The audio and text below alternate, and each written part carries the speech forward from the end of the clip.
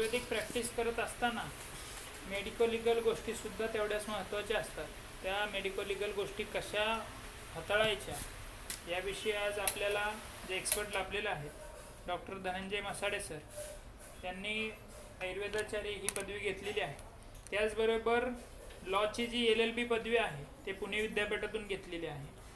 Sir हूसाठी pulse polio ह्या मोहिमेमध्ये external monitor म्हणून काम पाहतात.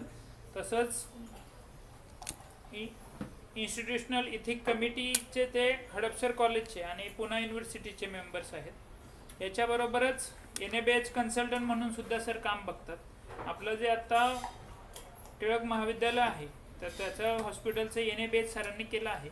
तसंच त्याचबरोबर आपल्या निर्विकार आयुर्वेद हॉस्पिटलचं NABHचं कामसुद्धा सरच पाहत आहेत. मी सरांना विनंती करतो की धन्वंतरी पूजनाने आपण कार्यक्रमाला सुरुवात करूया.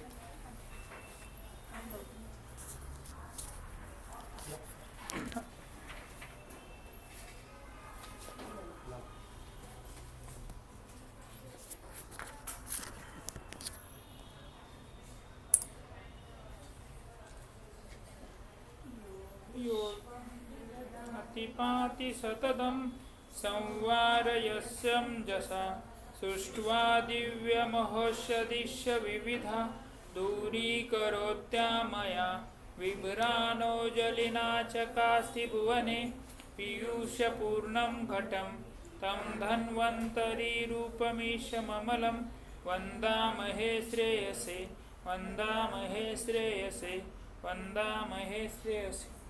मी सरांना विनंती करतो की व्याख्यानाला सुरुवात करायची.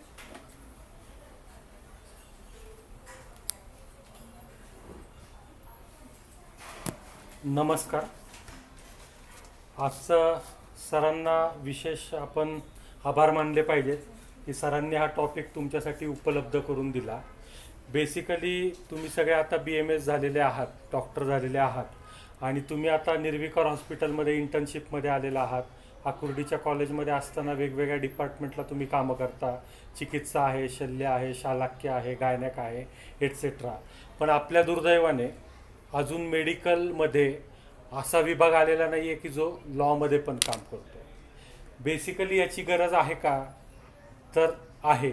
आणि ह्या विषयाचं महत्त्व काय आहे तर लॉ आणि मेडिसिन हे दोन्ही एकात हात घालून प्रॅक्टिस करायचे विषय आहेत. म्हणजे जसं चरक महत्त्वाचं आहे, सुश्रुत महत्त्वाचं आहे, अष्टांग हृदय महत्त्वाचं आहे, त्याप्रमाणे भारतामध्ये जे काही गव्हर्नमेंटचे लॉ आहेत, भारतीय कॉन्स्टिट्यूशननी जे काही लॉज आपल्याला ॲप्लिकेबल केलेले आहेत ते माहिती असणंही गरजेचं आहे. ते जर आपल्याला माहिती नसतील तर आपल्याला लॉ माहिती नाही म्हणून तुम्हाला कायद्यातून शिक्षेतून सूट मिळेल का? तर नाही मिळणार. त्याच्यामुळं हा विषय महत्त्वाचा आहे. आत्ताच आपण धन्वंतरी पूजन केलं.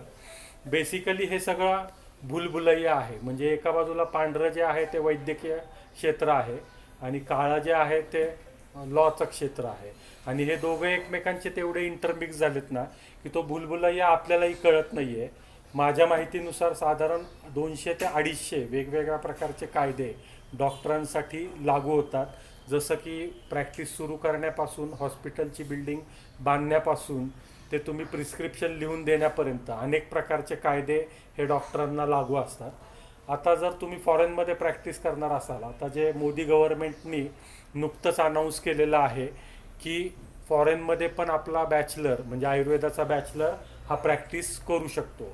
मग फॉरेनमध्ये पेपरमध्ये अशा प्रकारच्या जाहिराती असतात की ज्या वकिलांच्या फर्मकडनं दिल्या जातात की तुम्ही निग्लिजन्सचे विक्टीम आहात का? असल्यास आम्हाला कॉन्टॅक्ट करा, आम्ही तुम्हाला मोबदला मिळवून देऊ आणि त्याच्या बदल्यात आम्ही आमची फी घेऊ. सून ऑर लेटर थोड्याच दिवसात भारतामध्येही हीच परिस्थिती असेल आणि आपल्या पेपरमध्येही अशा प्रकारच्या ॲडव्हर्टाईजमेंट व्हॉट्सअपवर आलेल्या, फेसबुकवर आलेल्या किंवा सोशल मीडियातून आलेल्या ह्या दिसतील. तर ह्या सगळ्यामागचा जो बेसिक लॉ आहे म्हणजे CPC आहे, CRPC आहे. CRPC म्हणजे क्रिमिनल प्रोसिजर कोड. पण त्याच्यापेक्षाही बेसिकली डॉक्टरांना निग्लिजन्ससाठी जी काही अमाऊंट देण्याची असते पद्धत किंवा कॉम्पेन्सेशन ती ह्या कन्झ्युमर प्रोटेक्शन ॲक्ट, त्याला CPA ॲक्ट 1986 असंही म्हटलं जातं, त्याच्यापासून सुरुवात झाली. तुम्ही जर नीट वाचलं तर याच्यात कुठेही डॉक्टर प्रोटेक्शन ॲक्ट असं म्हटलेलं नाही.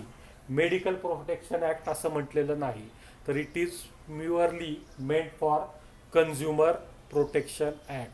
त्यामुळे ह्याच्यामध्ये कन्झ्युमरलाच सगळा बेनिफिट दिला जातो, डॉक्टरांना किंवा मेडिकल प्रोफेशनना दिला जात नाही.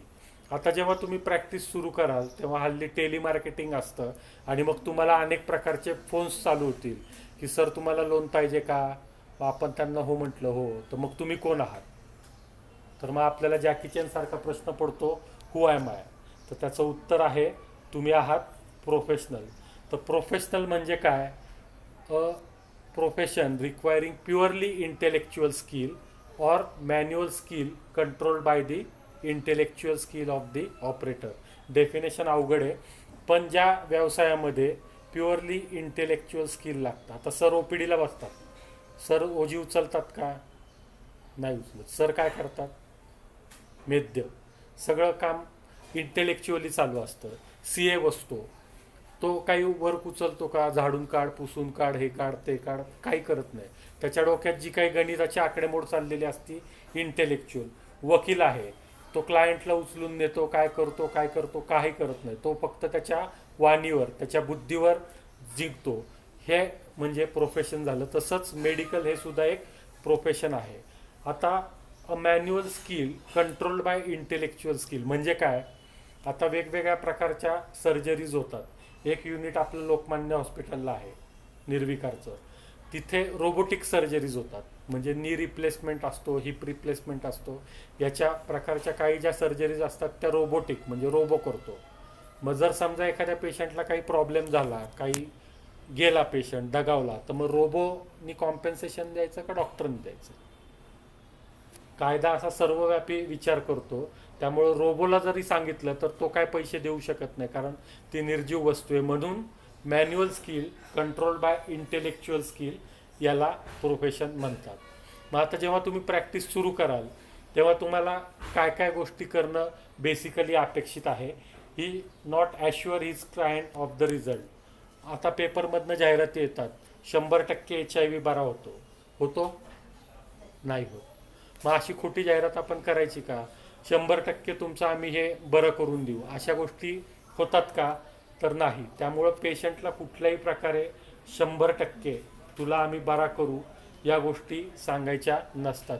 हां, तुझा हा व्याधी आहे, असं आहे, आम्ही प्रयत्न करू, आपण चांगले रिझल्ट मिळवू, पण अरे काय प्रॉब्लेम नाही, ये तू आमच्याकडं, आम्ही तुला नीट करू, असं म्हणणं चुकीचं आहे. 100% कुठल्याही प्रकारची खात्री आपण देता कामा नये. त्याच्यानंतर आपल्याला कायद्याकडनं काय अपेक्षित आहे. तुम्ही MD झाला नाहीत तरी चालणार आहात, प्लेन BMS आहात, तर जी काही लाईन ऑफ ट्रीटमेंट आहे, जी स्टँडर्ड लाईन ऑफ ट्रीटमेंट आहे, ती तुम्ही फॉलो करताय किंवा नाही.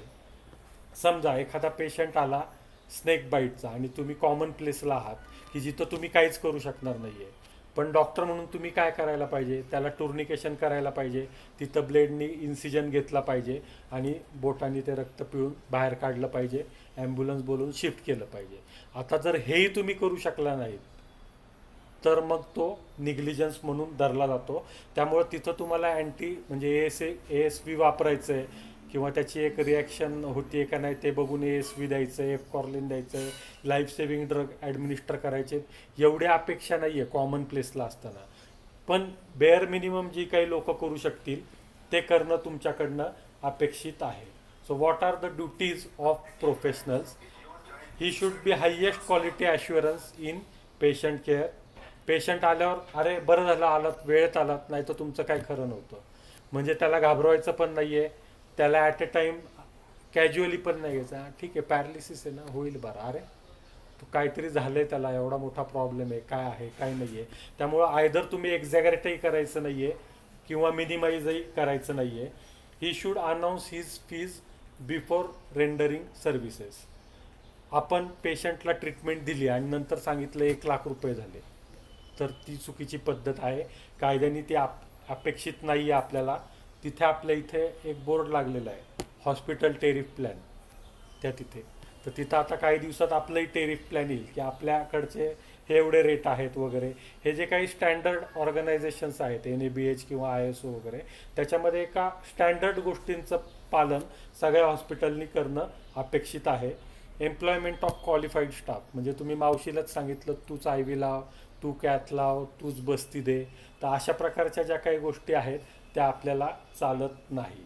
त्याच्यानंतर पुढची ड्युटी काय असते तर मेडिकल रेकॉर्ड. आता तुम्ही रोज केस पेपर लिहिता का नाही लिहिते अजून? लिहिताय. मग त्याच्यावर तुमची सही असती, नाव असतं, वेळ असते, तारीख असते, पण त्याच्याबरोबर हे जे काही सगळं रेकॉर्ड आहे हे कोर्टामध्ये आपल्याला आपल्या डिफेन्ससाठी उपयोगाचं असतं. आणि त्याच्यासाठी IPD म्हणजे जे पेशंट ॲडमिट असतात त्यांचं केस पेपर हे 3 वर्षापर्यंत रेकॉर्ड जपून ठेवायचं आहे. आणि जे पेशंट OPD लेवलवर येतात ते 5 वर्षांपर्यंत जपून ठेवायचं आहे. आणि पेशंट जर समजा उद्या तुम्ही हॉस्पिटल टाकलं आणि तुमच्याकडे आला आणि म्हटला दे बाबा मला माझे केस पेपर, तर त्याला ते द्यायचे 72 तासाच्या आत द्यायचं असा आपला कायदा आपल्याला सांगतो. त्याच्यानंतर ड्युटीज काय आहेत प्रोफेशनलच्या, तर पेशंटबद्दल त्याच्या काय ड्युटीज आहेत, कम्युनिटी किंवा सोसायटीबद्दल काय ड्युटी आहे, कायद्याबद्दल त्याच्या काय ड्युटी आहे, duties not to violate professional ethics त्याच्यावर आपण बघणार आहोत. ड्युटीज टू इच अदर म्हणजे आता तुम्ही सगळे कलिग आहात आणि उद्या समजा तुम्ही ह्याच एरियात प्रॅक्टिसला बसला, याला काय येतं, आम्ही दोघे एकत्रच शिकत होतो, असं म्हणण्यात काही फार अर्थ नसतो. सगळेच कलिग आपल्या बरोबरीचे आहेत. पेशंट आपल्याला नेहमी त्याच्याकडची उधारी बुडवण्यासाठी आलेला असतो आणि तो सांगतो अहो त्या डॉक्टरांकडनं काय फरकच पडला नाही, आणि आपण म्हणतो त्याला काही येत नाही, मी आहे ना. तो तुमच्याकडे 1-2 वेळेला येईल आणि तुमची पुढे उधारी करेल, मग परत तिसऱ्याकडे जाईल, तेच सांगेल. त्यामुळे आपल्या कलिगबद्दल आपण कुठल्याही प्रकारचे डेरोगेटरी रिमार्क मारायचे नाही आहेत. Duties not to get involve in illegal thing or illegal act, कुठल्याही प्रकारचे बेकायदेशीर कृत्यांमध्ये आपण सहभागी व्हायचं नाही आहे. त्याच्यानंतर रजिस्ट्रेशन. आता तुम्हाला प्रोव्हिजनल रजिस्ट्रेशन आलं आहे सगळ्यांना. मग आता हे प्रोव्हिजनल रजिस्ट्रेशन जसं तुमचं फायनल कंप्लीट होईल म्हणजे इंटर्नशिप कंप्लीट होईल तसं तो फायनल रजिस्ट्रेशनमध्ये कन्व्हर्टेड होईल. प्रोव्हिजनल पण तुम्हाला का दिलं आहे, कारण तुम्ही आत्ता प्रॅक्टिस करताय, तर ती अनऑथोराईज किंवा इल्लिगल होऊ नये म्हणून तुम्हाला रजिस्ट्रेशन नंबर दिलेला आहे. तर आपलं काम काय आहे की दर 5 वर्षांनी हे रजिस्ट्रेशन सर्टिफिकेट रिन्यू करायचं. ज्या आपल्या ताई बसलेल्या आहेत इकडं, यांची उद्या लग्न होतील, तर त्यांनी त्यांच्या लग्नानंतरच्या नावाचं सर्टिफिकेट बनवून घ्यायचं आहे. बऱ्याच वेळेला असं होतं की आपलं सर्टिफिकेट माहेरच्याच आडनावाचं राहतं आणि आपण प्रॅक्टिस मात्र वेगळ्या नावाने म्हणजे सासरच्या नावाने करतो. मग जर तुम्ही असं करत असाल तर कायद्याच्या दृष्टीने ती गोष्ट गुन्हा ठरतो किंवा बेकायदा आहे, कारण रजिस्ट्रेशन तुमचं एका नावाने आहे, प्रॅक्टिस तुम्ही एका नावाने करताय. त्यामुळं ह्या सगळ्या लोकांनी व्यवस्थित लक्षात ठेवायचं आहे. त्याच्यानंतर नॉमेनक्लेचर. आता याच्यामध्ये एक डॉक्टरांनी लिहिलेली ही पदवी आहे, काय वाटतंय योग्य आहे का अयोग्य आहे? योग्य आहे किती जणांना वाटतंय? एवढा वेळ नाही विचार करायचा, आपण काय फार परीक्षार्थी नाही आहे. जनरल काय वाटतं योग्य का अयोग्य? अयोग्य. तुला अयोग्य, तुला योग्य वाटतंय? हां, योग्य कोणालाच वाटत नाही आहे. मला योग्य वाटतंय म्हणून तर मी आणली ना. बेसिकली काय आहे की तुम्ही ज्या पॅथीमधनं आलेला आहात, तुम्ही आयुर्वेदामधून आला आहात, तर तुम्हाला आयुर्वेदाबद्दल अभिमान पाहिजे आणि त्याच्यामध्ये तुम्ही लोकांना कुठंही डिसिव्ह किंवा फसवू नका असं कायदाही म्हणतो आणि मॉरली पण ते अयोग्य आहे. आता MD क्रिटिकल केअर अशी आयुर्वेदात पदवी असेल का? नाही. तर आयुर्वेदामध्ये काय असेल? MD काय चिकित्सा असेल, MD शल्य असेल, MD काय असेल, तर मग तुम्ही लिहा ना MD काय चिकित्सा, MD शालाक्य, MD स्त्रीरोग प्रसूती तंत्र. पण जेव्हा तुम्ही असं लिहिता, काही डॉक्टर फक्त लिहितात MD, तेव्हा तुम्ही लोकांना 100% फसवणूक करता की तुम्ही कुठल्या पॅथीचे आहात. Whether you are from allopathic, whether you are from ayurvedic, whether you are from homeopathic. लोकांना क्लिअर कट कळू द्यात की तुम्ही कुठल्या पॅथीचे आहात आणि त्याच्याबद्दल आपल्याला लाज वाटायचं काही कारण असता कामा नये. आणि आपण आयुर्वेदाचे आहोत तर आयुर्वेदाचं लिहिलं पाहिजे. आता हे CCH, CGO, SVD ह्या डिग्रीजला किंवा डिप्लोमाजला तसाही काही अर्थ नाही. त्यामुळे तुमचं जे काही लेटर एड असेल त्याच्यावर तुमची जी काही योग्य पद्धत असेल ती डिग्री त्याच्यासहित लिहायची आहे. जेव्हा तुम्ही प्रॅक्टिस सुरू करता तेव्हा ही एक महत्त्वाची व्हिजिट असती. ह्याच्यामध्ये फूड अँड ड्रग ॲडमिनिस्ट्रेशन नावाचा एक प्रकार असतो. त्यांच्याकडने DI म्हणजे ड्रग इन्स्पेक्टर तुमच्या OPDला येतात आणि मग ते बघतात हे औषध काढून दाखवा, ते औषध काढून दाखवा.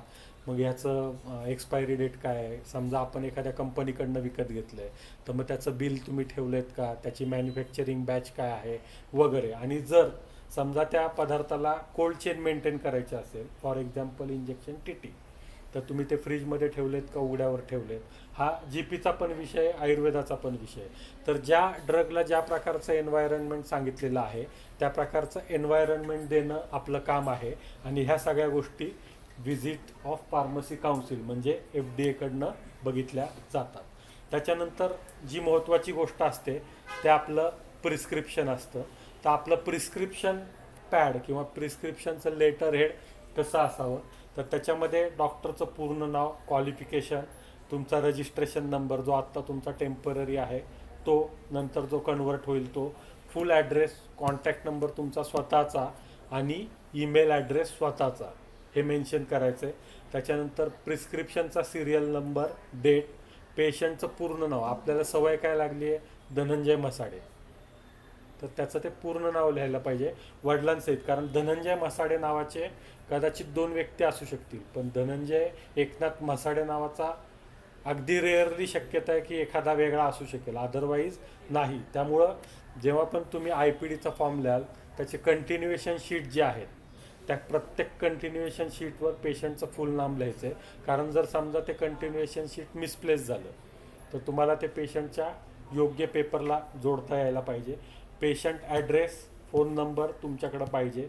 त्याच्यानंतर सेक्स हा शब्द आता इतिहास जमा झालेला आहे, त्याच्याऐवजी आपण जेंडर असा शब्द वापरतो. त्याच्यानंतर पेशंटचं वय आणि वेट. त्याच्यानंतर नेम ऑफ द मेडिसिन. समजा आरोग्यवर्धिनी तुम्हाला सांगितलं आहे तर जर शक्य असेल तर ते आरोग्यवर्धिनी असं तुम्ही हे लिहा, किंवा एखाद्या कंपनीचं तुम्हाला लिहून द्यायचं असेल तर लिहा. पॅरासिटॅमॉल असेल तर डोलो 650. आता गोंधळ चालला आहे सगळा, 1 कोटी दिले आणि 10 कोटी गेले, तर डोलोच्या ऐवजी मग पॅरासिटॅमॉल 650 mg असं लिहायचं आहे. स्ट्रेंथ आत्ता सांगितलं तसं आरोग्यवर्धिनी 250 mg, 500 mg, 125 mg जे काय लिहायचं असेल ते. डोसेस फॉर्म म्हणजे ते टॅबलेट आहे, अवलेह आहे, चूर्ण आहे, किंवा काय गुटी वटी जे काय असेल ते त्याप्रमाणे लिहायचं आहे. ॲलोपॅथीमध्ये गेलात तर टॅबलेट, कॅप्सूल, ऑइंटमेंट, सिरप अशा प्रकारे आपल्याला सांगावं लागेल. आणि घ्यायचं आहे कसं, आपल्याला सवय लागलेली असते की रसायन काळी औषधं घ्या. म्हणजे काय, पेशंटला रसायन काळ माहीत नसतो कारण तो काय आयुर्वेद शिकलेला नाही. त्याला मुहुर्मुहुर असं आपण लिहून देतो, मुहुर्मुहुर घे. आणि मुहुर्मुहुर घे म्हणजे काय त्याला कसं कळणार. त्यामुळं पेशंटची जी काही भाषा आहे, लोकल लँग्वेज आहे, समजा तुम्ही महाराष्ट्रात प्रॅक्टिस करताय तर मराठी वापरायला पाहिजे. आता सांगलीच्या भागातलं कुणी आहे, सांगली मिरज, तुमच्यापैकी कुणी नाही आहे, तर सांगली मिरजच्या भागात जर गेलात तर तिथं कन्नडही पेशंट असतात, मराठी पण पेशंट असतात, कारण तो बॉर्डरवर गाव आहे. तर मग अशा वेळेला काही वेळेला तुम्हाला कन्नडही शिकणं गरजेचं आहे. तर जी काही लोकांना समजेल अशा भाषेत त्यांना आपण गोष्टी लिहून दिला पाहिजेत. Duration and total quantity. म्हणजे समजा आरोग्यवर्धिनी तुम्हाला 1 महिना द्यायची आहे, तर मग आरोग्यवर्धिनी 250 mg 2 वेळेला घ्यायची असेल तर 30 × 2 60 येईल. मग ते 60 असं टोंटत येईल, सगळ्यात खाली डॉक्टरची सही येईल, स्टॅम्प येईल. हे झालं तुमचं प्रिस्क्रिप्शन पॅड. मग याचा साईज काय पाहिजे, कोणाला काय कल्पना. A3 म्हणजे काय, A4चा जो निम्मा असतो, A4 फोल्ड केला आपण की जो निम्मा असतो त्याला A3 साईज असं म्हणतात. त्या साईजचं पाहिजे, जास्त मोठं लेटर हेड असता कामा नये. हे सगळे कायद्याने दिलेले विषय आहेत, माझ्या मनाने मी बनवून सांगत नाही आहे यातली कुठलीच गोष्ट. त्याच्यानंतर आता तुमची प्रॅक्टिस सगळी चांगली चालली आहे आणि तुम्हाला सगळ्यांना वेध लागले की आता आपल्याला आलिशान कार आली पाहिजे, यायला पाहिजे ना. मग कुठली घ्यायची, BMW का ऑडा का स्कोडा का बांगडी, काय घ्यायची. तर तुम्ही सगळ्यांनी प्रॅक्टिस चांगली चालायला लागल्यावर BMWच घ्यायची. तर BMW म्हणजे काय, बायो मेडिकल वेस्ट. तुमच्या क्लिनिकमध्ये, तुमच्या हॉस्पिटलमध्ये, ते आयुर्वेदाचा असू देत, ॲलोपॅथीचा असू देत, जो जो कचरा पेशंटशी रिलेटेड तयार होतो, समजा तुम्ही इथं रक्तमोक्षण केलं, त्याचं ड्रेसिंग केलं, तो कचरा बायोमेडिकल वेस्ट. तुम्ही पेशंटला बस्ती दिला, तो कॅथेटर बायोमेडिकल वेस्ट. समजा पेशंटचं वमन केलं, तो वमनाचं जे आलेलं आहे बाहेर, हे बायोमेडिकल वेस्ट. समजा पेशंटला विरेचन दिलं, तो बायोमेडिकल वेस्ट. हे ज्या सगळ्या प्रकारच्या ज्या काही गोष्टी आहेत ह्या ज्या क्लिनिकमध्ये तयार होतात त्याला बायोमेडिकल वेस्ट असं म्हणतात. आणि हे बायोमेडिकल वेस्ट जे आहे ते आपल्याला गव्हर्नमेंटच्या पॉलिसीनुसार योग्य प्रकारे डिस्कंटिन्यू करावं लागतं. ह्या हॉस्पिटलची काय प्रॅक्टिस आहे तुम्हाला माहिती आहे? आता किती महिने झाले तुम्हाला इथं येऊन? हां, दीड महिन्यात माहिती व्हायला पाहिजे ना. काय नाही बघितलं अजून? काय मला पण सांगा, मला कळू देत. हां, चुकलं तर चुकू देत, काय हरकत नाही. हां, या मधल्या मॅडम सांगा. बायोमेडिकल वेस्ट जाते का नाही जाते इथून? कशात हां, जाते? कसं ते जातं, सांगा काय मला. जातं? हां, कुठल्या बॅग बघितल्या? हां, उठून हां, या दोघींनी मिळून सांगा. एकीने थोडा सांगा, एकीने थोडं सांगा, असं सांगा. हां, कसं? हां, येल्लो. सर येलो आणि ब्लॅक आहे. हां जे नॉर्मल कचरा आहे हां. औषधी घेऊन जातात, पण जे ब्लॅक डस्टबिनमध्ये विद्याकर्म किंवा रक्तमुक्षाचे जे निघत असतात हं, त्या ब्लॅक बॅगमध्ये असतात हं, आणि ते ते मावशी नाही घेत, हं, ते वेगळं आणि येल्लो बॅगमध्ये काय जातं? हां, आणि ते कसं जातं पण? कुठून जातं, काय जातं, कसं जातं, किती वाजता जातं? एक तर त्या मावशी नाही हां, ब्लॅक पुढं. बघितलं नाही.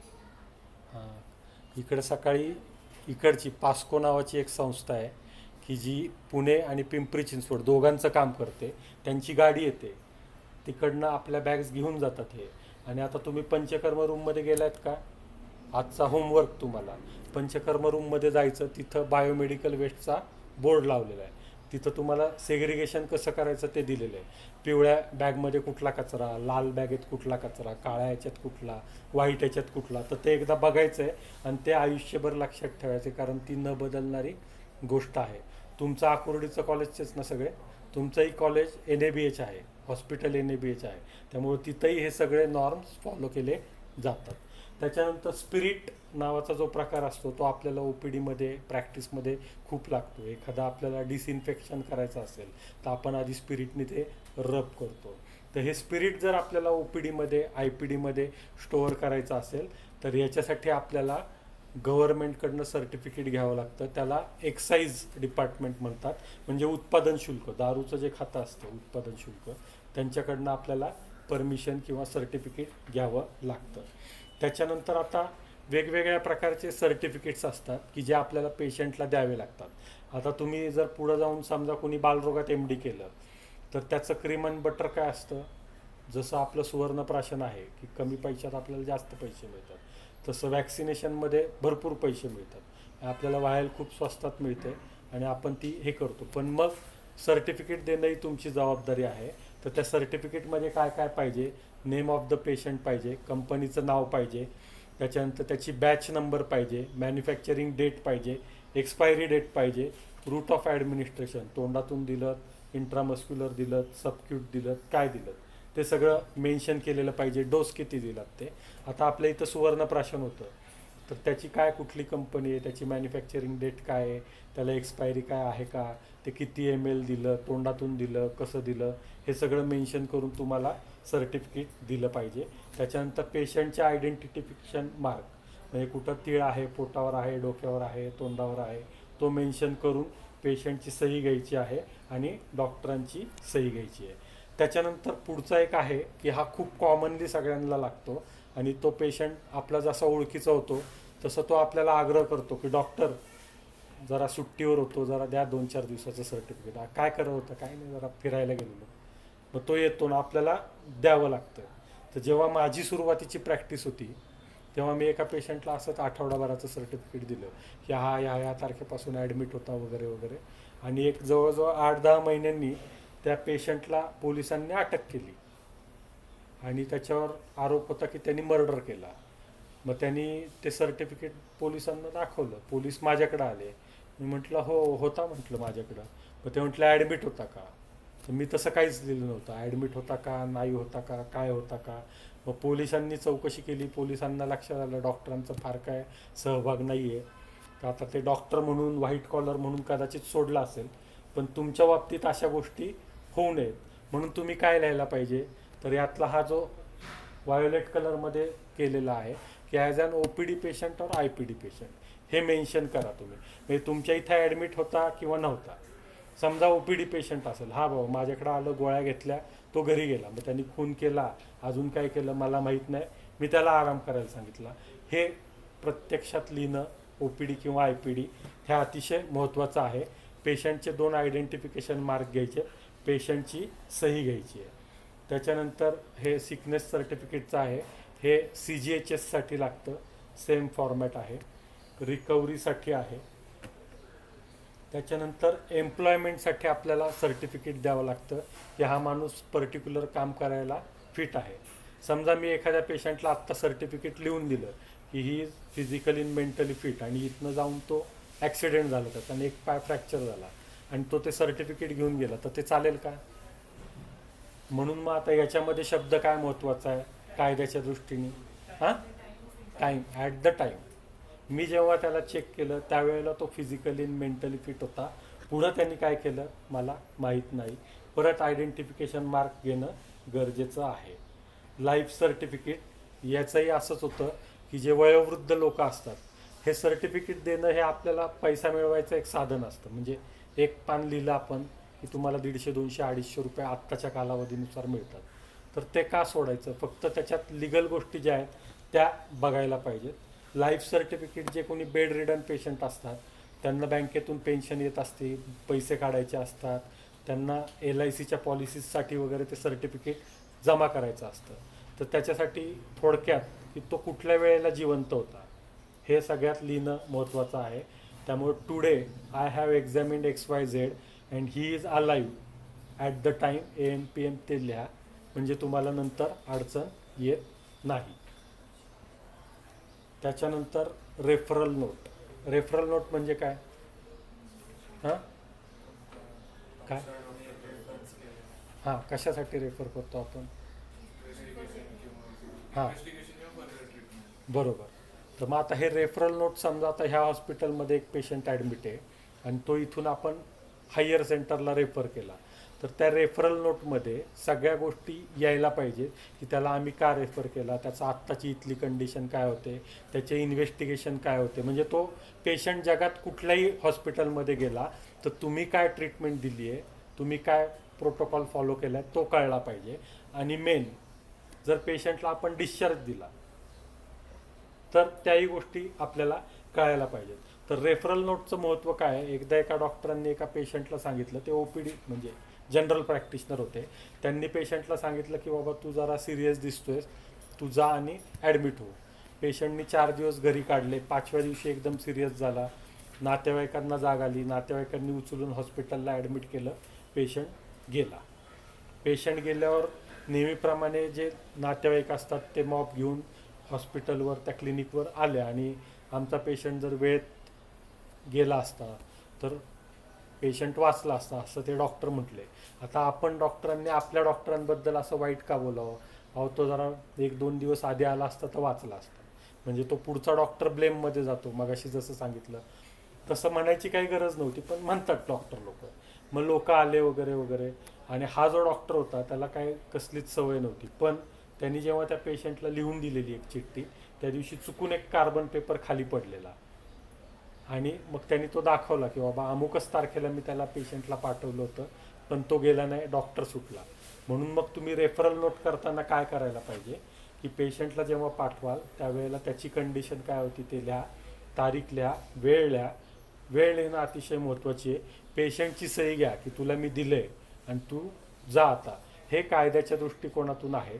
डॉक्टरांच्या केसेस आत्तापर्यंत मी जेवढ्या बघितल्यात, लढवल्यात, जेवढ्या वाचल्यात, त्यातल्या 80 ते 90% केसेस हे डॉक्टर नीट लिहित नाहीत. म्हणजे ट्रीटमेंट व्यवस्थित देतात पण त्याचं जे रेकॉर्ड फॉर्मेशन म्हणतो आपण ते नीट होत नाही, म्हणून ते केसेस हारतात. त्याच्यामुळं रेकॉर्ड किपिंग हा एक खूप महत्त्वाचा भाग आहे. त्याच्यानंतर एक महत्त्वाचा गोष्ट असतो की how to inform police and points to be recorded. एखादी MLC येते आपल्याकडं, त्यावेळेला आपण घाबरून जातो, गोंधळतो की मग डॉक्टरांनी पेशंटला किंवा पोलिसांना कळवायचं कसं?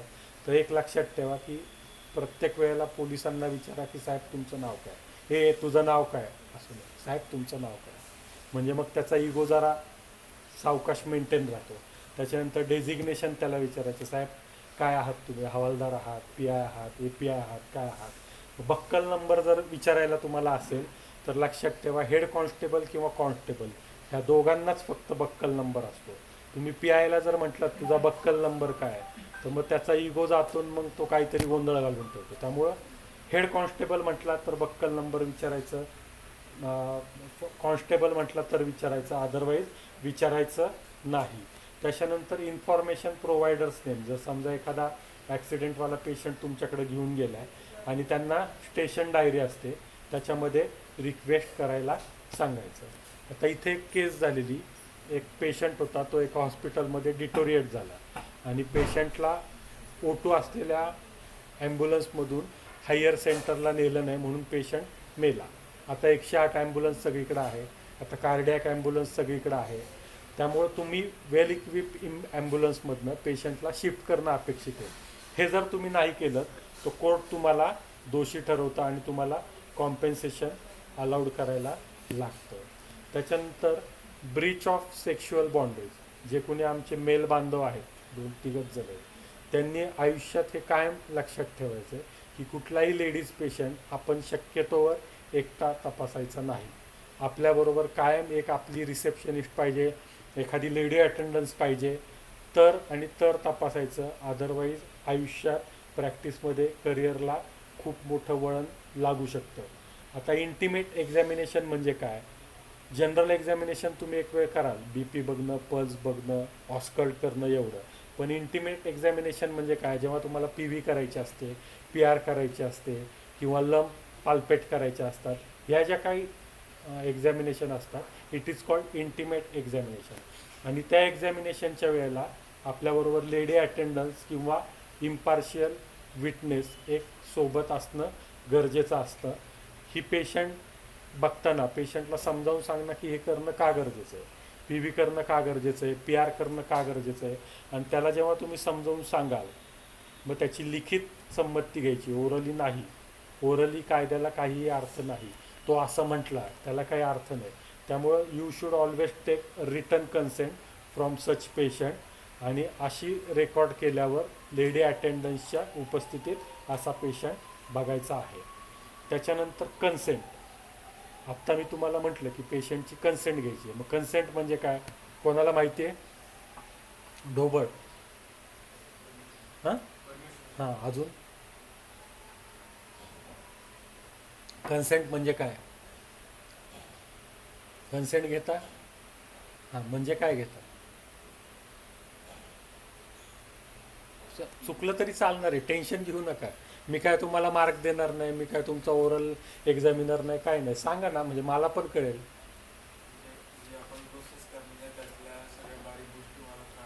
हां हां बरोबर. मग आता हे आहे, हे काय आहे, काय दिसतंय तुम्हाला, मोबाईल दिसतो.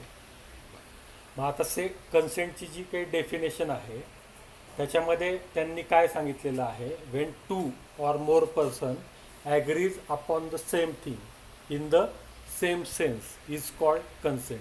तुम्ही म्हणताय मोबाईल आहे, मला इकडनं मोबाईलचं मागचं कवर दिसतंय, मग माझ्या दृष्टीने हा मोबाईल नाही आहे, मागचं कवर दिसतंय. मग आपण एका सेन्समध्ये ॲग्रीड झालो का, नाही झालो.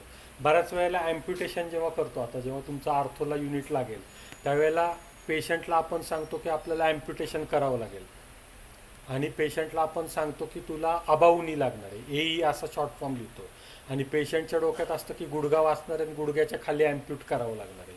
आणि पेशंटला आपण करतो ॲम्प्यूट वगैरे करतो, तो येतो बाहेर, आणि नंतर जेव्हा तो शुद्धीत येतो तेव्हा तो बघतो तो गुडघा बिडगा सगळा गायब, आणि मग प्रॉब्लेम चालू होतात की तुम्ही असं म्हटलंच नव्हतात.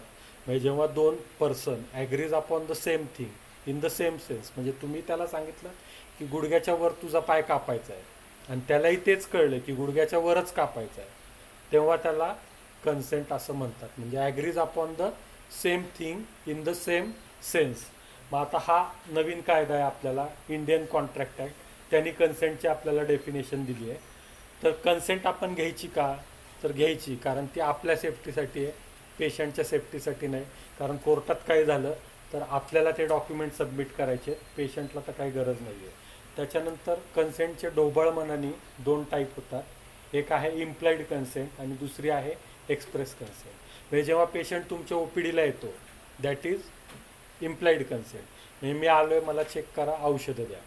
एक्सप्रेस कन्सेंट तुम्हाला कधी लागेल, जेव्हा तुम्हाला PV करायची आहे, PR करायचं आहे, सोनोग्राफीच्या वेगळ्या काही TVS वगैरे सारख्या करायच्यात प्रोसिजर, त्यावेळेला तुम्हाला एक्सप्रेस कन्सेंट लागेल. मग इन्फॉर्म कन्सेंट, मगाशी हे म्हटलं तसं की जेव्हा पेशंटला आपण सगळ्या गोष्टी समजावून सांगतो, त्या समजावून सांगणं कसं पाहिजे, त्याच्या भाषेत पाहिजे. त्याला इंग्लिश येत नाही ना आपण त्याला इंग्लिशमध्ये समजून सांगतो, चालणार नाही. त्याच्यानंतर 18 वर्षाच्या खाली आपल्याकडे अज्ञान समजतात, त्यामुळे त्याच्या खालकडनं जर कन्सेंट घेतली तर त्याचा उपयोग काही नाही आहे. त्याला घाबरवून कर, बघतो कसा करत नाही, त्याचा उपयोग नाही आहे. लोकल लँग्वेजमध्ये नाही आहे आणि इन रायटिंग नाही आहे, तर ही व्हॅलिड कन्सेंट होत नाही. म्हणजे ही कन्सेंट जरी तुम्ही घेतली असेल तरी कोर्टामध्ये ती तुम्हाला डिफेन्स करू शकत नाही. त्यामुळं कन्सेंट कशी पाहिजे तर ती रायटिंगमध्ये पाहिजे, in a language which is understood by the patient. Kannada असेल तर तुम्ही एखादा माणूस तुमच्याकडे ठेवा. Avoid printed consent form. Alternative of cost of treatment, urgency for the surgeries, risk factor, हे सगळे त्याला समजावून सांगा. समजा बस्ती त्याला द्यायचं आहे आपल्याला, तर बस्तीमध्ये काही व्यापत सांगितलेत, होऊ शकतात व्यापत, बघितलेत कुणी, अजून बघितले नाही, बघाल प्रॅक्टिसमध्ये हळूहळू जसं तुम्ही मॅच्युअर व्हाल तसं व्यापद असतात. तर मग त्यावेळेला त्या सगळ्या गोष्टी त्याला समजावून जेव्हा आपण कन्सेंट घेतो तेव्हा त्याला कन्सेंट असं म्हणतात. आता मेडिकल टुरिझम चालू आहे, आपल्या इकडं लोक आयुर्वेदाची ट्रीटमेंट घ्यायला फॉरेनमधून येत आहेत, आपली लोक बाहेर परदेशात जात आहेत, तिथं ट्रीटमेंट करत आहेत. मग ह्या केसमध्ये तुम्ही कुठल्या लँग्वेजमध्ये कन्सेंट घ्यायला पाहिजे, स्पॅनिश, कुठली? मेडिकल टुरिझम इंग्लिश का? कारण इंग्लिश इज युनिव्हर्सल लँग्वेज, हां, त्यामुळे इंग्लिशमध्ये घ्यायची आहे आपल्याला. त्याच्यानंतर HIV आपण बऱ्याच वेळेला पेशंटला टेस्ट करायला सांगतो, पण HIVची जर टेस्ट करायची असेल फक्त HIV तर आपल्याला त्याला कन्सेंट घ्यावी लागते, त्याचं काउन्सिलिंग करावं लागतं. आणि त्याच्यासाठी आपल्याकडं HIV/AIDS 2017 नावाचा एक कायदा आहे. त्याच्यानुसार तुम्ही असं पेशंटला ढोबळमानाने सांगितलं, आता हीच प्रॅक्टिस असते, एवढ्या टेस्ट करू नये, पेशंट जातो, आपण HIV पासून ऑस्ट्रेलिया अँटीजेन सगळं लिहून देतो, पण HIV असेल तर त्याची पेशंटची वेगळी कन्सेंट घेणं गरजेची असते. त्याच्यानंतर एक जनरल किस्सा सांगतो. ह्याच भागातली एक पेशंट होती, लग्न झालं, चांगलं चाललं होतं, मग मधल्या काळात काहीतरी त्यांनी ॲबॉर्शन करून घेतलं आणि मग नंतर 1-2-3 वर्षांनी ते डिवोर्सला आले भांडून. आणि मग मुलगी एका लॉयरकडं, मुलगा एका लॉयरकडं. मग मुलीच्या लॉयरनी सगळं विचारलं काय काय झालं, काय काय नाही.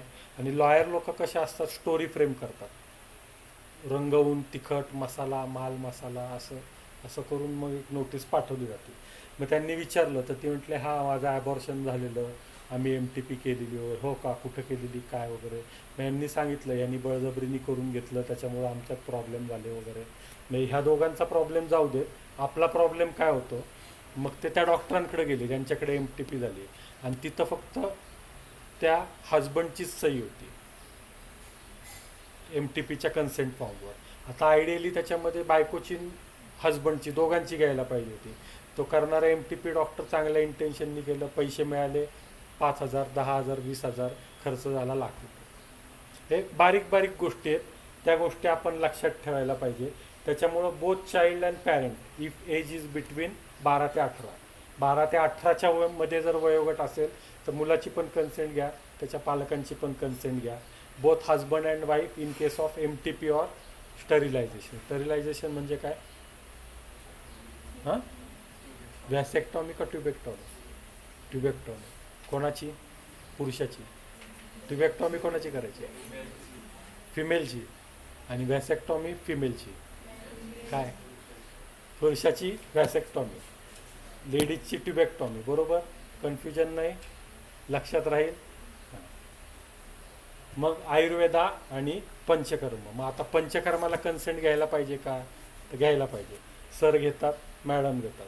मग त्याच्यासाठी सरांचा पण केस पेपरचा फॉर्म आयडियल आहे, पण इथे एक सांगितलेलं आहे याच्यामध्ये मेन काय पाहिजे तर पेशंटचे व्हायटल्स दरवेळेला घेतलेले पाहिजे. इथं तुम्ही ECG करता, पेशंटचं ब्लड प्रेशर बघता, RS-CVS बघता आणि ते रेकॉर्ड करता. हे रेकॉर्ड कायम ठेवलं गेलं पाहिजे.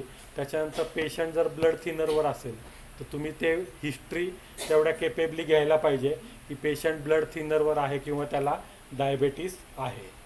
त्याच्यानंतर मग स्टेटस ऑफ द पेशंट अर्ह आहे किंवा अनार्ह आहे. मग त्याला पूर्वकर्म तुम्ही काय सांगितलं, ड्रग यूज फॉर पूर्वकर्म.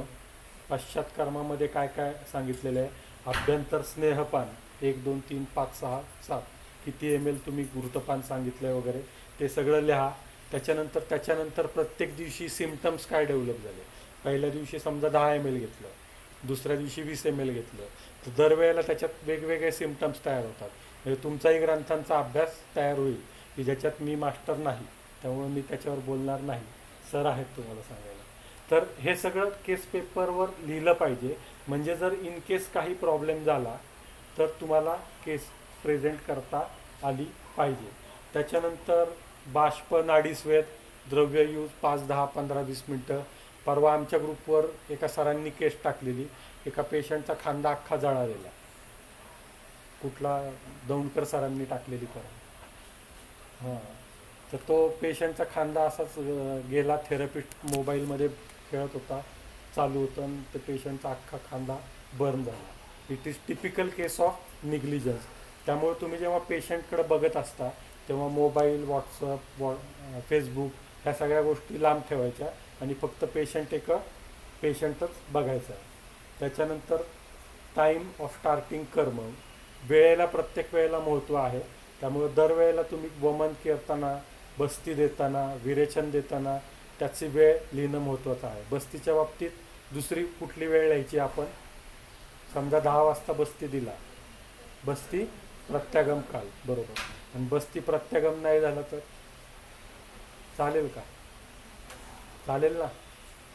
मात्रा बस्ती येणं अपेक्षित आहे का बाहेर? नाही ना मॅडम, मात्रा बस्ती येणं अपेक्षित नाही आहे आपल्याला. त्यामुळे त्याचा प्रत्यागम नाही झाला तर त्याचा रिटेन्शन पिरियड येईल. पण निरुह बस्ती तुम्ही दिलात तर तो मात्र त्याचा प्रत्यागम यायला पाहिजे. आणि नसेल तर मग काय करायचं आपण, घरचा अभ्यास. कुठला बस्ती द्यायचा तो परत येण्यासाठी बाहेर. हां,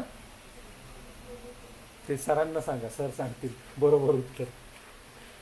उद्या वाचून यायचं आणि सरांना मॅडमला सांगायचं. 2 झाले तर घरचा अभ्यास. एक ते येल्लो रेड काय आहे ते बघायचं आहे. दुसरा हा बस्ती नाही आला बाहेर तर तो प्रत्यागम होण्यासाठी कुठला बस्ती वापरायचा आहे. हां, जायचं पुढं. त्याच्यानंतर संसर्जन क्रम अतिशय महत्त्वाचा आहे. पेशंटला तुम्ही संसर्जन क्रम लिहून नाही दिला तर मग मात्र खूप प्रॉब्लेम होतो. त्यामुळे पेशंटला संसर्जन क्रम लिहून द्या, आहार विहार लिहून द्या. नाहीतर पेशंट इथनं बस्ती घेतलाय, खाली जाऊन आईस्क्रीम खातोय, मस्त फिरतोय, पावसात भिजतोय, चालेल का? तर त्याला काय करायचं आहे, काय नाही करायचं आहे ते सगळं लिहून द्या. आणि पथ्य त्याला नीट समजावून सांगायचं आहे. हलका आहार वगैरे. हलका आहार म्हणजे काय, भजी होते का, तेलावर तरंगते नाही ना, तर ते सगळं त्याला सांगायचं आहे. त्याच्यानंतर not studying likely complication in surgery. एक पेशंट होता, आत्तापर्यंत काय झालं की ॲलोपॅथीवरच जास्तीत जास्त केसेस झाल्या. त्यामुळे त्याच्या सारांश काढून आपण आयुर्वेदाला लावायला पाहिजे. पण पुढचा काळ हा आयुर्वेदाचा आहे हे लक्षात ठेवा. जास्तीत जास्त केसेस आयुर्वेदावर होतील कारण आपली प्रॅक्टिसही तेवढी वाढत चालली आहे. तर आता याचं सांगायचं महत्त्व काय, तर पेशंट होता, त्याचा ब्लड ग्रुप रेअर होता. तो ब्लड ग्रुप रेअर असताना सुद्धा ब्लड रिझर्व केलं गेलं नाही. पेशंटला इंट्राकार्डियक निडल लागते रेस्क्यू करण्यासाठी, ती ठेवली गेली नाही. आणि हे सगळ्या न घेता पेशंट ऑपरेटिव्ह झालं आणि पेशंट गेला. याचा रिलेव्हन्स आपल्या आयुर्वेदात काय काय कोणी सांगू शकेल?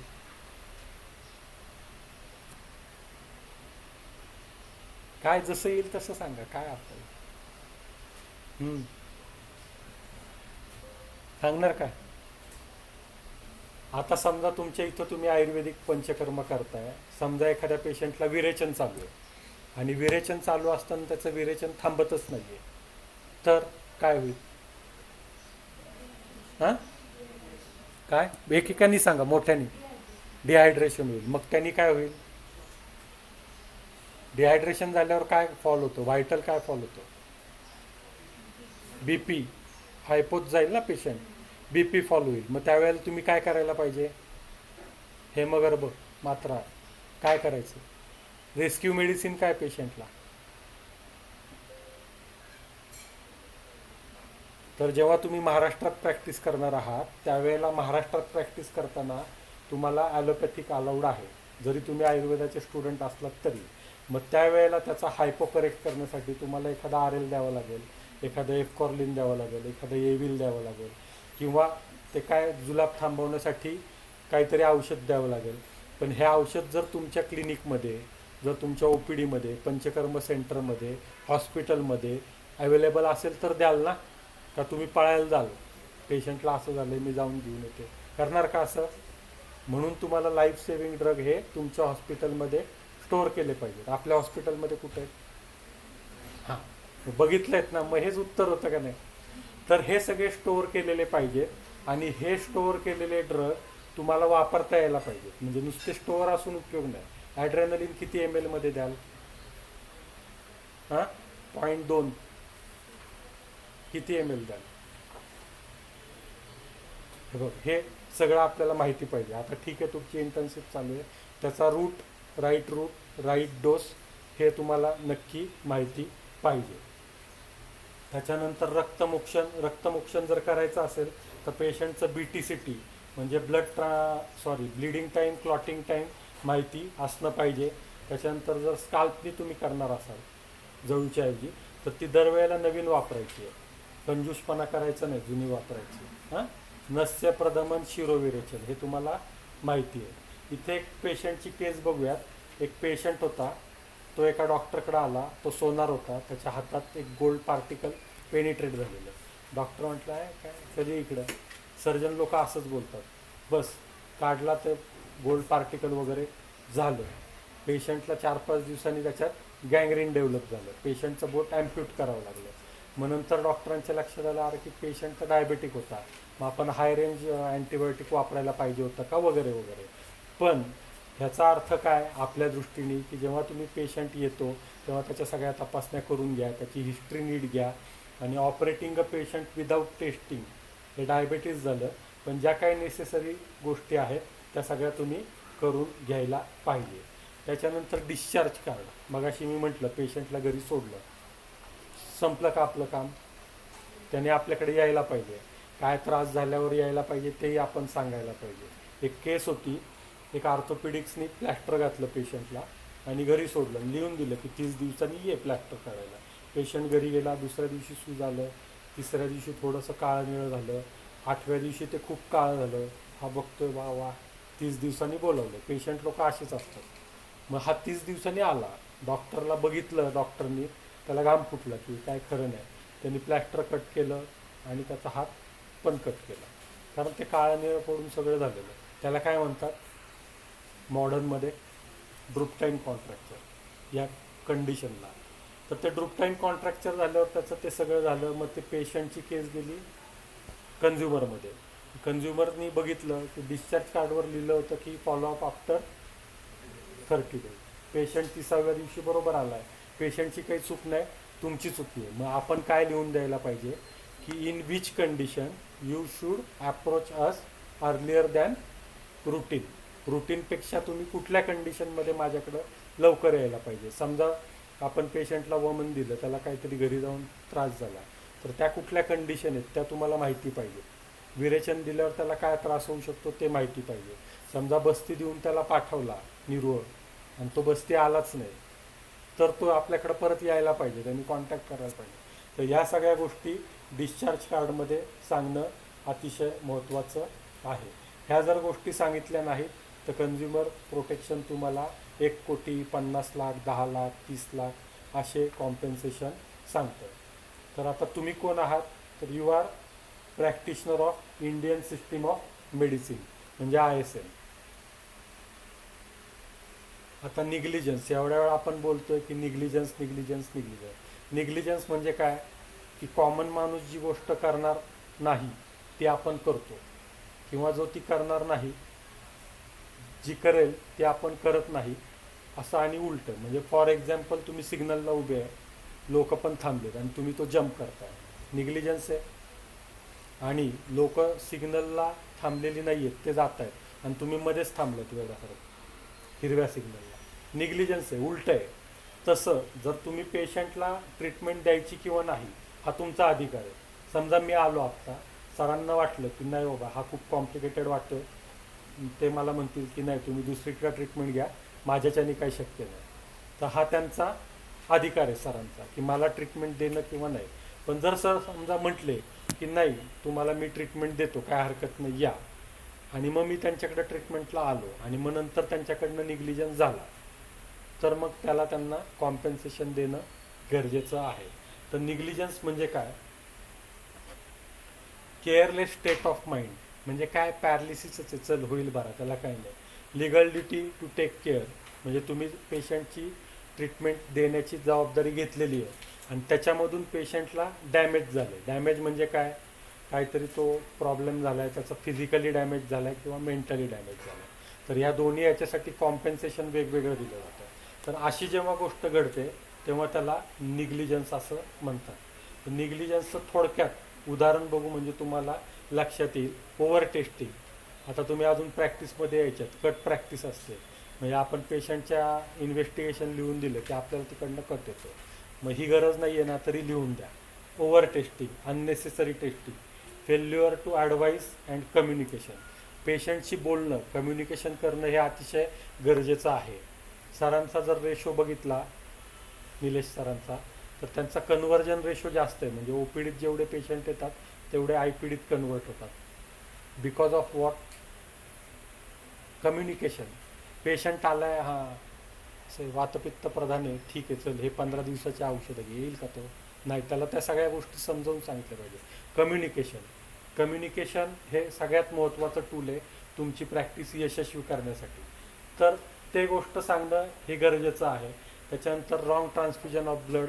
जर समजा एखाद्या पेशंटला निरोह बस्ती द्यायचा आहे आणि तो दुसऱ्याला दिला, आता इकडे एक पंचकर्माची रूम आहे, तिथं लेबल लावून ठेवले थोरात अमुक तमुक तमुक, पण तेच जर थोरातचं म्हसाडेला गेला तर चालेल का, नाही चालणार. तर wrong transfusion. Failure to attend or treat emergency patient. आपण इमर्जन्सी घेत नाही तो भाग निराळा, पण इमर्जन्सीमध्ये फर्स्ट एड आपण पेशंटला दिली पाहिजे. फॉरेन सबस्टन्स आतमध्ये राहणं ऑपरेटिव्ह करताना, मॉप राहिला, एखादी सीझर राहिली, काय राहिलं, आपल्या दृष्टीने आयुर्वेदाच्या दृष्टीने आतमध्ये काय राहू शकतं, रोमनाचा काढा. अजून आत्ता अभ्यास दिला ना, निरोह बस्ती राहिला, फॉरेन बॉडी, तो बाहेर काढायला पाहिजे ना आपण. अननेसेसरी इल ॲडवाईस ऑपरेशन म्हणजे अपेंडिक्स करायची गरज नाही, अँटीबायोटिक देऊन होऊ शकेल, पण तरी त्याला सांगायचं नाही चला आपण ऑपरेशनच करू. Furnishing wrong report. मुंबईमध्ये एक प्रॅक्टिस आहे, डॉक्टर ठरलेला असतो, लॅब ठरलेली असते, पेशंट डॉक्टर लिहून पाठवतो ही टेस्ट, तो पेशंट जातो, HIV पॉझिटिव्ह येतो तो पेशंट. हा म्हणतो अरे असं झालं का, ठीक आहे मी तुला औषध देतो, 6 महिन्यात तू निगेटिव्ह होशील. मग हा 10, 20, 25 लाख जी काय औषधं असतील ती देतो आणि 6 महिन्यांनी तीच लॅब परत त्याला निगेटिव्ह करून पाठवतो. तर अशाच प्रकारची जी प्रॅक्टिस आहे ती इल्लिगल आहे. तर रॉंग रिपोर्ट देणं, एरर इन ॲडमिनिस्ट्रेटिंग इंजेक्शन किंवा बस्ती. त्याच्यानंतर एरर इन डायग्नोसिस. तुमचा डायग्नोसिस रॉंग असला तरी चालेल, पण तो पाल्पेबली रॉंग नको. म्हणजे अपेंडिक्स आहे आणि तुम्ही हर्नियाच केलात, एवढा पाल्पेबली रॉंग नको, इथपर palpably wrong. Failure to record medical history. मगाचपासून मी सांगतोय की डायबेटीस आपण बघायला पाहिजे, बाकीची त्याची हिस्ट्री घेतली पाहिजे.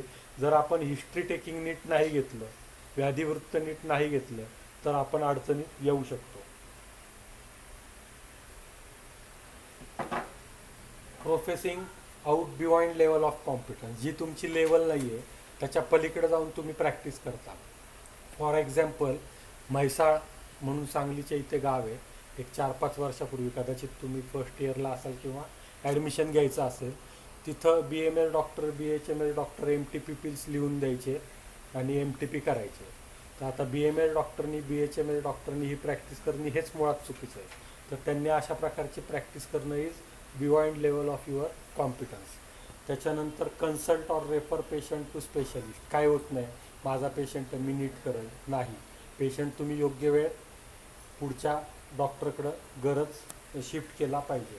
Error in treatment care both in pre operative and post operative. पूर्वकर्म पश्चातकर्म. संसर्जनक्रम सांगितलं नाही, पेशंटला त्रास झाला तर त्याचा त्रास तुम्हाला होणार आहे त्याच्यापेक्षा जास्त. त्याच्यानंतर lack of proper facilities in hospital. आज तुम्ही हॉस्पिटलमध्ये फिरलात, आपल्याकडे ऑक्सिजन सिलेंडर आहे का नाही, आपल्याकडे व्हीलचेअर आहे किंवा नाही, आपल्याकडे इमर्जन्सी ड्रग आहेत किंवा नाहीत, व्यवस्थित आपल्याकडे बार लावलेले आहेत बाथरूममध्ये, सपोर्ट बार पेशंटला उठण्यासाठी, बाथरूममधल्या टाईल्स अँटीस्किड आहेत. हे काय प्रॉपर फॅसिलिटी आयुर्वेदाच्या दृष्टीने.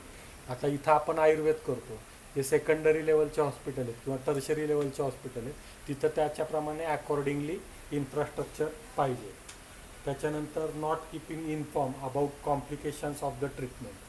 ट्रीटमेंटचे काय कॉम्प्लिकेशन होणार आहे हे न सांगणं हे सुद्धा निग्लिजन्स आहे. Cent% guarantee advertisement. मुळात ॲडव्हर्टाइजमेंट चुकीची आहे, त्याला लूपहोल्स आपण काढले पाहिजेत. तर ती कशा प्रकारे जाहिरात न वाटता जाहिरात केली जाईल अशा प्रकारे जर मार्केटिंग करू शकलात तुम्ही तर ते महत्त्वाचं आहे. त्याच्यानंतर कम्युनिकेशनबद्दल आपण बोललो. एखादा पेशंटला बॅड न्यूज आपल्याला कन्वे करायची असेल, बॅड म्हणजे काय, गेला आहे किंवा काहीतरी खूप क्रिटिकल आहे वगैरे, तर आपण असं कॅज्युअल गप्पा मारत चहा पीत त्याच्याशी बोललं तर चालेल का, नाही चाललं. आपलाही चेहरा दुःखी ठेवायला पाहिजे ना, तर मलाही वाईट वाटतं आहे असं करायला पाहिजे. हे तुमचं सगळं कम्युनिकेशन आहे. तर ह्याच्यासाठी स्पाईक मॉडेल आहे, ह्याचाही तुम्ही नेटवर अभ्यास करा. म्हणजे मॉडेल्स खूप दिलेले आहेत, पण त्यातलं प्रेफरेबल मॉडेल हे स्पाईक्स मॉडेल सांगितलेलं आहे. स्पाईक्स मॉडेलमध्ये setting, perception, invitation, knowledge, emotion आणि स्ट्रॅटर्जी अँड समरी. स्पाईक लिहिलंत ना की सापडेल तुम्हाला नेटवर.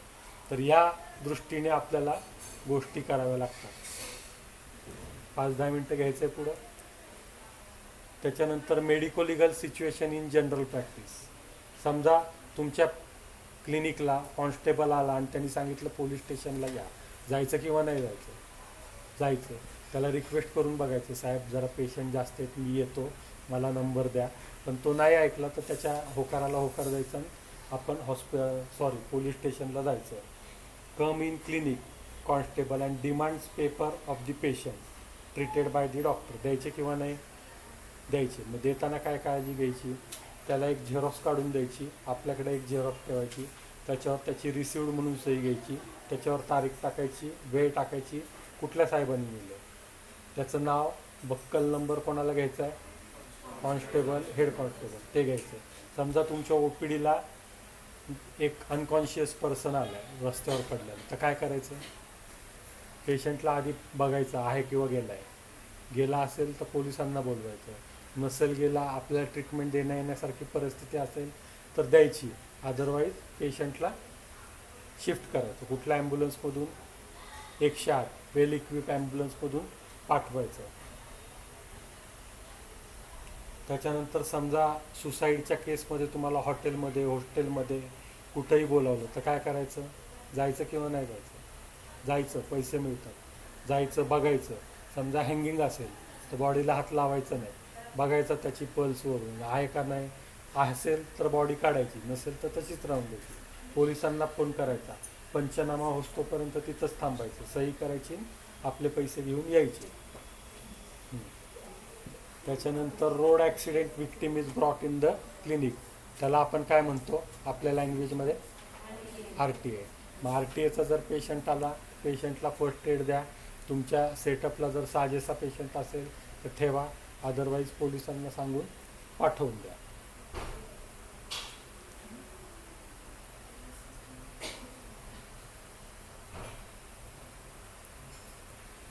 After administrating injection patient collapse and dies due to anaphylaxis. हे GPमध्ये खूप कॉमन आहे. डायक्लोला अशी अनेक वेळेला रिॲक्शन येते. तर मग काय करायचं, तर घाबरायचं नाही.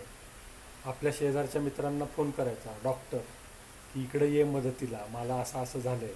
तर त्याच्याशी तुमचं शत्रुत्व असेल तर तो मदतीला येणार नाही, तो मरू देत तिकडे, बरं झालं माझा एक कॉम्पिटिटर कमी. असं काही करायचं नाही. त्याला मदतीला बोलवायचं, पेशंटच्या नातेवाईकांना विश्वासात घ्यायचं, सांगायचं असं असं झालं आहे, त्याला रेस्क्यू करायचा आणि पेशंटला दुसऱ्या हॉस्पिटलला शिफ्ट करायचं. त्याच्यानंतर जर समजा तुम्हाला डेथ सर्टिफिकेट द्यायला लावलं खोटं, तर द्याल का? बेसिकली BMS डॉक्टरांना डेथ सर्टिफिकेट देता येतं, तर तुम्ही द्याल का? द्यायचं. जर समजा एखाद्याने बंदूकच दाखवली आणि म्हटलं तू देतच नाही कसा ते बघतो, तर मग द्यायचं.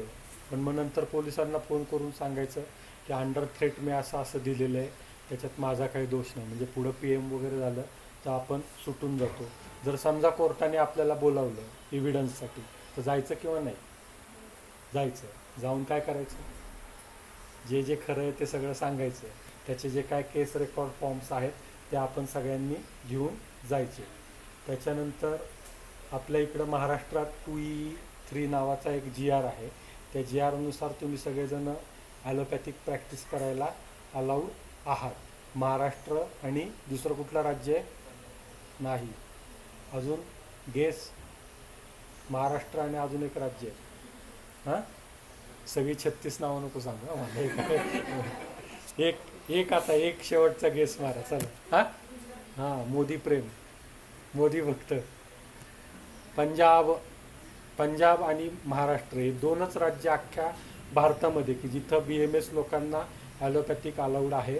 कर्नाटकमध्ये तो पाईपलाईनमध्ये आहे, अजून लागू झालेला नाही आहे. आणि आत्ता चेन्नई हायकोर्टने एक परवा निकाल दिला, त्याच्यात त्यांनी सांगितले ते वापरू शकतात, पण त्याचं ते प्रोव्हिजन व्हायला हा 2E3 नावाचा कायदा लागतो, तर तो काही नाही आहे. त्याच्यानंतर महाराष्ट्रातली जी लोकं आहेत त्यांच्या दृष्टीने महत्त्वाचा टॅक्स म्हणजे प्रोफेशनल टॅक्स. दरवर्षाला 2,500 रुपये इच्छा नसली तरी गव्हर्नमेंटला भरायचे. हा कायदा फक्त महाराष्ट्रातच लागू आहे, पण प्रोफेशनल टॅक्स नाही भरला तर नंतर फार मोठी नोटीस येते आणि ते सगळं रिकवर करतात. हां, इन्कम टॅक्स का भरायचा सुरुवातीपासून? तर तुमचा सिबिल चांगला राहतो. जर सरांसारखं मोठं हॉस्पिटल करायचं आहे तर कदाचित आपल्याकडे पैसे नसू शकतात, तर त्यावेळेला बँक लोन वगैरे लागू शकतं. तर इन्कम टॅक्स भरलेला असेल तर आपल्याला ते गोष्ट महत्त्वाची पडते. इंडेमनिटी म्हणजे काय माहिती आहे? इंडेमनिटी हा अशा प्रकारचा इन्शुरन्स आहे की ज्याच्यात तुम्ही केलेल्या चुकीची भरपाई इन्शुरन्स कंपनी देते. म्हणजे समजा माझ्या इथं पेशंट ॲडमिट आहे आणि पेशंटला काहीतरी झालं आणि त्यांनी माझ्यावर क्लेम केला आणि जर मी इंडेमनिटी पॉलिसी काढलेली असेल तर ती कंपनी माझ्यातर्फे वकील देते, ती लढवती, मी हारूच नाही असा प्रयत्न करते, कंपनी त्यांच्या खर्चाने करते. जर चुकून समजा हारलो तर जो काही कॉम्पेन्सेशन आहे त्यांच्या लिमिटमधला कॉम्पेन्सेशन कंपनी बेअर करते. त्यामुळे इंडेमनिटी हे एक महत्त्वाचं आहे. त्यामुळं प्रॅक्टिस सुरू झाल्यावर इंडेमनिटी घ्या. त्याच्यानंतर आता सगळ्यात शेवटी स्वामी विवेकानंद सांगतात की there is no 100% full proof science or gadgetry to mention the medical fortune of human being. आपण त्याचं भविष्य सांगू शकत नाही, हा जगेल मरेल, चांगला होईल वाईट होईल. त्यामुळं पेशंटनी डॉक्टरांना देवही मानू नये, दानवही मानू नये. आणि लॉ आणि मेडिसिन दोघंही एकत्र चालतात, पॅरलली चालतात.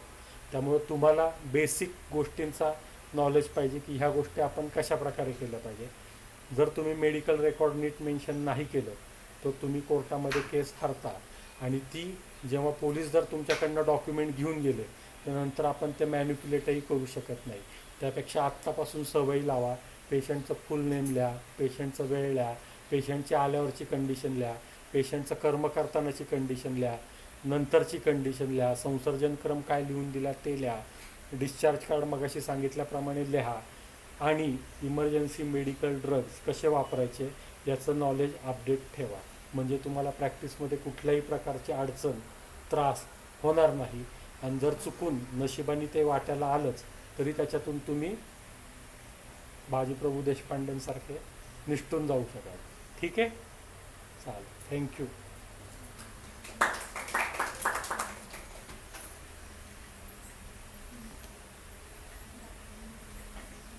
धन्यवाद सर. प्रॅक्टिस सुरू होण्याच्या अगोदरच खरं तर अशा गोष्टी माहीत झाल्या तर नवीन येणारी पिढी अजून सक्षमपणे आयुर्वेदाची धुरा सांभाळतील असं मला नक्कीच वाटतं. कारण अजूनही अनेक प्रॅक्टिशनर्सला ह्या बेसिक इंडेमनिटी काय असतं, निग्लिजन्स काय असतं, ह्या अनेक गोष्टी माहीत नाही. पण निर्विकार हॉस्पिटलचा पण इंडेमनिटी आहे, आमच्या दोघांची स्वतःची पण इंडेमनिटी आहे. म्हणजे हे जे सरांनी सांगितले जवळपास मी म्हणेल की 80% जास्त गोष्टी निर्विकार आयुर्वेद हॉस्पिटल्समध्ये किंवा निर्विकारमध्ये त्या फॉलो करण्याचा प्रयत्न केला जातो. अजूनही स्कोप ऑफ वर्क भरपूर आहे. त्याच्यासाठी होईल. सर आपल्याला NABHच्या माध्यमातून जे काही 20% राहिले ते सुद्धा निश्चित आपण पूर्ण करूयात. आणि तुम्हीही भविष्यात प्रॅक्टिस करत असताना किंवा जिथेही जाल तिथे ह्या छोट्या छोट्या गोष्टींची कशी काळजी घेता येईल यासाठी निश्चितच काळजी घ्या. नुसतं येणं मी सांगितलं, आपली 9ची ड्युटी आणि आपण 9:30ला आलो तर तुम्ही लिगली 9 वाजता इथं असता, आलं लक्षात. त्यामुळे 9 ते 9:30मध्ये जर सपोज काही घडलं तर त्याची जबाबदारी हॉस्पिटलची असते. हे तुमच्या लक्षात येत नाही. आत्ता तुमचं वय आणि तुमचा थोडासा अल्लडपणा हा तुम्हाला निश्चित असं वाटेल काय होईल अर्ध्या तासानं, पण तो आमच्या दृष्टीने फार जबाबदारीचा असतो. ते तुमच्या लक्षात येत नाही. त्यामुळे तेही तुमच्या लक्षात येईल अशी आपण अपेक्षा करूयात. आणि सरांनी छान मार्गदर्शन केलं त्याबद्दल सरांचं मनापासून धन्यवाद. छोटंसं गणपतीला आवडणारं जरा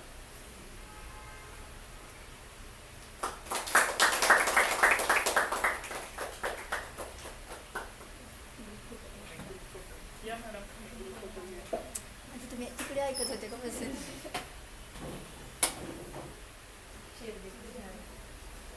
ओके.